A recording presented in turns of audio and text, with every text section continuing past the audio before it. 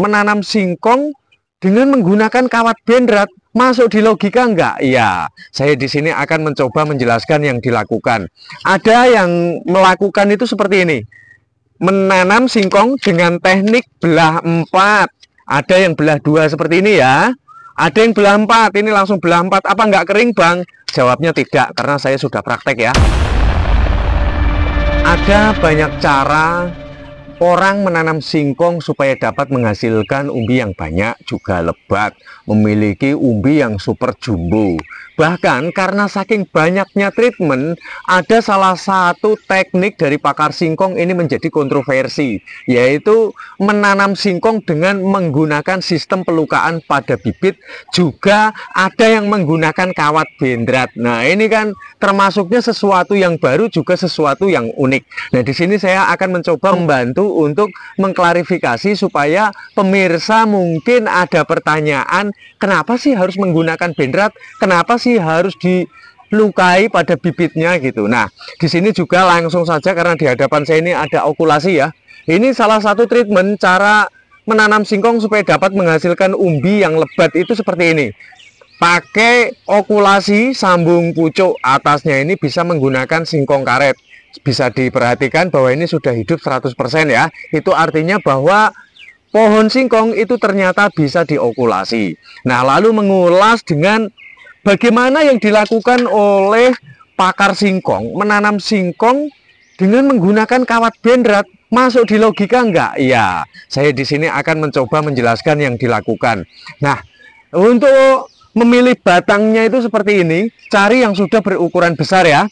Dan karena di bawah ini kalau habis masa panen biasanya kan dehidrasi, mengalami penurunan dari kadar air, maka di sini harus kita lakukan pemotongan. Lalu setelah semuanya terpotong seperti ini ada yang mengikat menggunakan kawat benrat. Nah, kawat ini nanti bisa diambil lagi sesudah diikatkan, tidak diambil pun boleh ya. Oke, langsung ini akan saya lilitkan. Kenapa ya mereka itu ahli dari tanaman singkong kok pakai caranya sangat aneh? Nah, di sini saya akan menjelaskan. Nah, ini sampai kencang seperti ini ya. Jangan sampai terputus, karena nanti kalau mau kita lepas lagi itu mudah.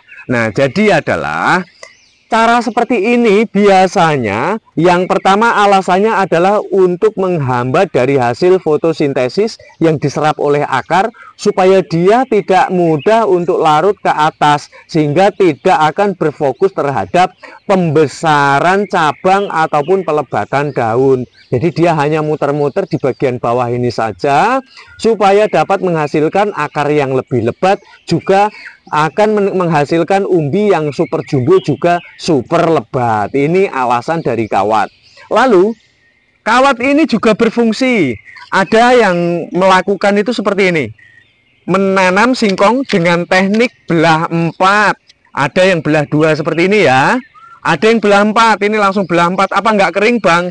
Jawabnya tidak, karena saya sudah praktek ya. Seperti ini.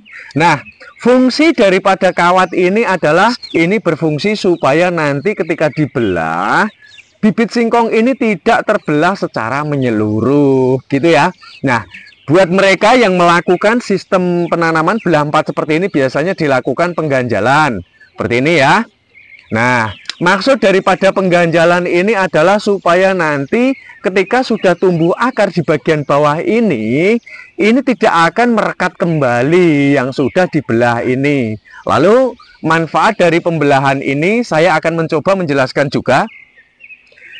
Teknik seperti ini adalah juga untuk mengendalikan dari hasil fotosintesis. Jadi masing-masing ini dia akan berfokus terhadap pelebatan akar maupun umbinya. Makanya ini digaris dengan menggunakan sistem pembelahan.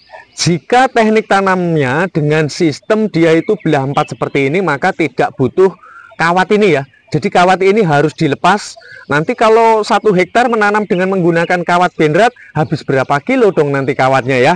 Jadi ini sudah diantisipasi, diarahkan oleh belahan ini. Sehingga nanti hasil dari fotosintesis itu tidak mudah untuk lari ke sana dan kemari. Nah, ini Cara ini sudah ya, kita sudah klarifikasi. Lalu cara yang berikutnya, ini masih tetap menggunakan kawat bendrat ya. Nah, kenapa alasannya sebagian petani itu melukai batang singkong seperti ini? Tujuannya untuk apa? Ini pun sama. Tujuannya adalah supaya yang pertama, agar di dalam penanaman bibit singkong ini tidak terbalik di bagian atas ini, nanti malah kebalik gini kalau nggak ditandai ya. Nah, karena akan dapat berakibat umbinya itu kurang banyak kalau sampai penanamannya itu terbalik, maka dilakukan sistem pelukaan. Manfaat dari pelukaan ini juga sama dengan adanya kawat ini adalah untuk mengendalikan dari hasil fotosintesis, sehingga dari yang diserap oleh akar ini supaya tidak mudah untuk lari ke atas. Jadi dia hanya muter-muter di sini aja. Akan muncul akar yang lebih lebat karena dia hanya memutar-mutar di sepanjang bawah lukaan ini. Sehingga yang lari ke atas ini hanya akan sangat terbatas sekali. Nah, lalu jikalau pemirsa ingin melakukan penanaman dengan teknik penyayatan pada bibitnya seperti ini, jangan melakukan berlebihan ya. Kulit dari batang singkong ini tidak boleh habis secara menyeluruh, karena nanti dapat mengakibatkan maka akan terjadi faktor kematian pada bibit singkong. Lalu seiring dengan prosesnya, apa yang akan terjadi jika diikat menggunakan kawat seperti ini? Sudah dapat dipastikan ketika nanti ditanam, maka untuk bagian atas ini cabang ataupun batang utamanya ini akan cenderung lebih kecil. Dan untuk bonggol di bagian bawah ini nanti akan cembung, sehingga memiliki bonggol yang lebih super jumbo. Karena bonggolnya ini akan memiliki ukuran yang besar, sehingga nanti dapat mengakibatkan tumbuhnya akar itu akan lebih banyak jika dibanding dengan batang yang hanya berukuran kecil. Nah, ini tadi saya lupa untuk menyampaikan ya, untuk dengan teknik tanam belah 4 seperti ini sebaiknya jangan dilakukan pelukaan karena ini bagiannya sudah sangat kecil sekali. Dikhawatirkan kalau nanti kulitnya ini sampai terputus maka sambungan di bawahnya akan mati gitu ya.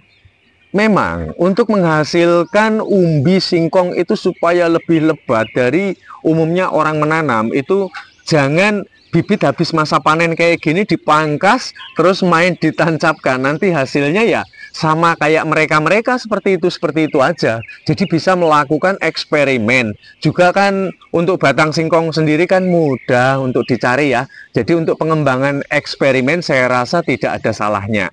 Saya rasa dari apa yang sudah saya paparkan ini mudah untuk difahami ya. Jika mungkin pemirsa ada yang tidak sependapat dengan pengamatan saya dalam mengamati cara mereka petani singkong dengan berbagai macam treatmentnya, ya saya mohon maaf yang sebesar-besarnya. Nah, kita jumpa pada tutorial selanjutnya, tentu saja tutorial yang sangat mengeksperimen, juga harapan saya supaya dapat menghasilkan panen yang lebih melimpah untuk pemirsa yang memang betul-betul ingin membudidaya tanaman singkong gitu ya. Salam cinta tanaman.